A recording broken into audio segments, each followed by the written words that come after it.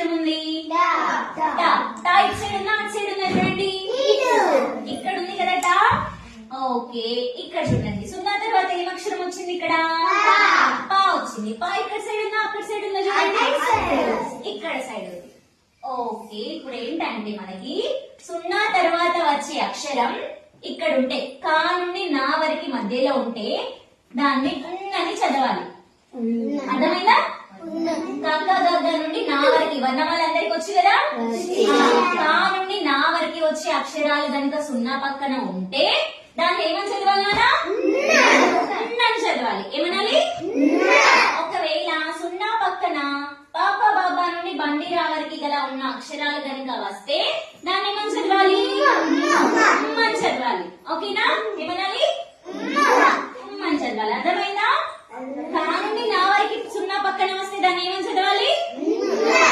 అని చదవాలి. పాప బాబా నుండి రౌతి వరకు గల మధ్యలో ఉన్న అక్షరాలు వస్తే ఏమని చదవాలి? అని చదవాలి. ఓకేనా? ఒక ఎగ్జాంపుల్ చెప్తారా ఎవరైనా? చెప్పండి నాన్న. గంట గంట గంట వచ్చిందా? వచ్చిందా?